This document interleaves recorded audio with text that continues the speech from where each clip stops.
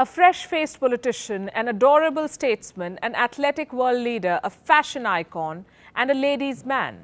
We get it. This man is the political equivalent of a Disney prince. But the kind of media attention his hair locks and chiseled jawline evoke leaves one wondering if the media is so smitten by his never-ending photo ops that they can't seem to objectively analyze his actions in office. Hello and welcome to Gravitas Plus.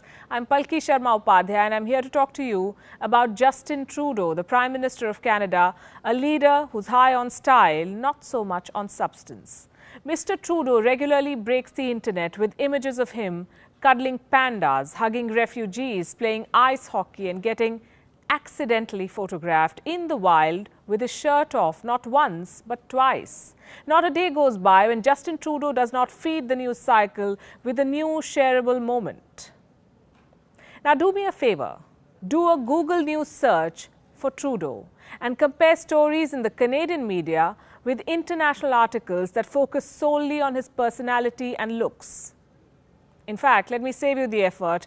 This is how most of the international media covers this leader. Reasons why the world is obsessed with Justin Trudeau. We need to talk about this picture of Justin Trudeau, the meaning of Justin Trudeau's tattoo, and this: let Justin Trudeau in his pajamas brighten your Monday. It's as if we are being forced to turn a blind eye to his policies by looking at his handsome smile and pajamas. So let me show you how the Canadian media covers their Prime Minister. Just some headlines from the past few months. Trudeau has failed the moral test of leadership. Trudeau drops into another pitfall of his own making. Trudeau's troubling climate evangelism, and how the Trudeau government is failing the world's most vulnerable despite its feminist aid policy. The point I'm making is simple. There's less to this leader than meets the eye. His global image is largely the product of people's fascination with the novelty of his personal brand. But in reality, the gap between his words and actions is too big to cork. Let's take this one at a time. The Canadian Prime Minister likes to present himself as a climate hero. In a motto passed in 2019, his government called climate change a real and urgent crisis. Before the ink was even dry on this motion, Trudeau and his cabinet approved the highly controversial Trans Mountain Pipeline Extension, a crude oil extraction project that is estimated to release 130 million additional metric tons of carbon dioxide every year. 130 million metric tons. This is equivalent to putting 28 million new cars on the road, or opening up 33 new coal power stations. So much for being a climate hero. Trudeau also likes to position himself as a proud feminist. He says he has no tolerance for sexual harassment. In August 2000, a female reporter accused him of having groped her at a music festival. Trudeau apparently apologized. The controversy died down. In 2018, 3 years after he became the Prime Minister of Canada, it resurfaced. Trudeau was questioned about this incident and his apology, and this is what he had to say.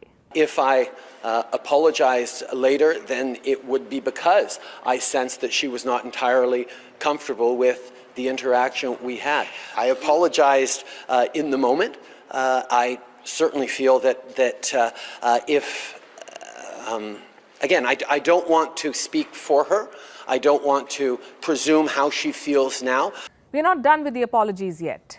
Justin Trudeau likes to project himself as a champion of equality, but time and again his carefully cultivated image of the poster boy liberal has been called into serious question by pictures and images like these.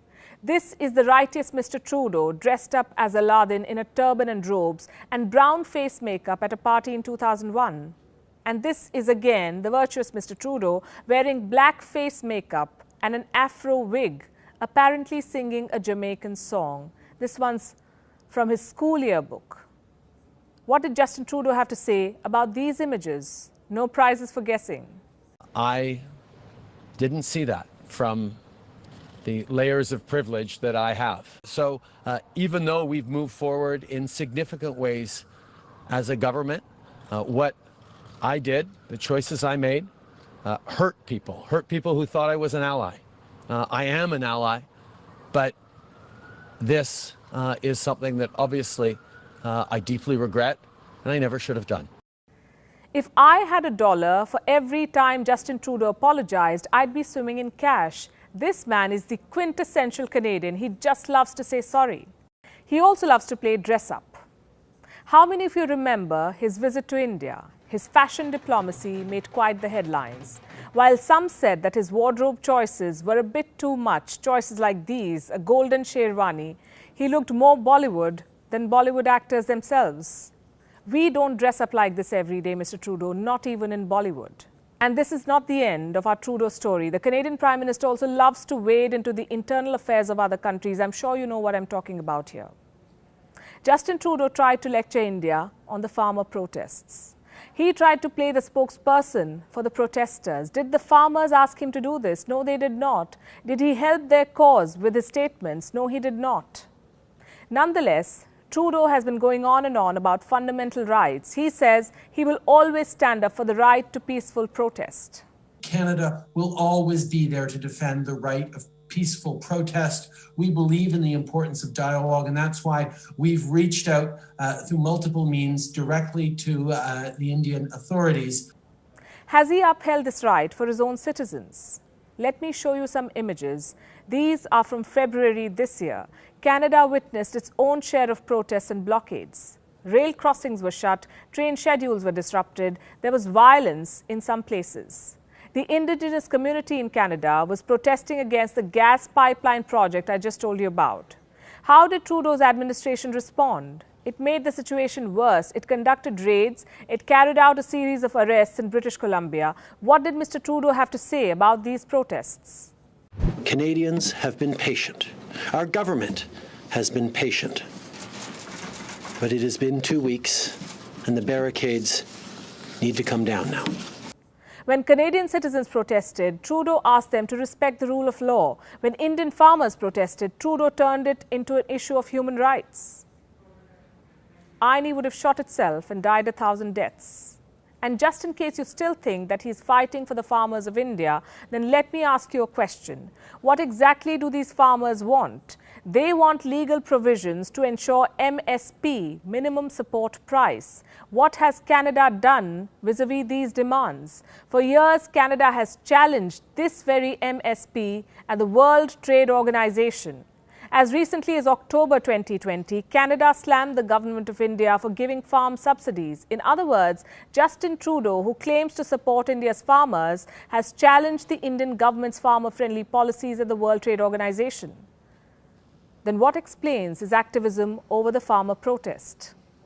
One word: politics. He tried to use India's farmer protests for his own selfish interests. He's catering to the sentiments of Canada's powerful Sikh community that has become a huge voting bloc. He is pleasing the 18 Sikh MPs in Canada, 4 of whom are part of his cabinet. So let me end with this. The pretty face the whole world loves is not the leader many believe he is. He may have a famous last name, good looks, and Canada's top job, but Justin Trudeau is a far cry from being a statesman. Gravitas Plus, co-presented by Skoda. Simply clever.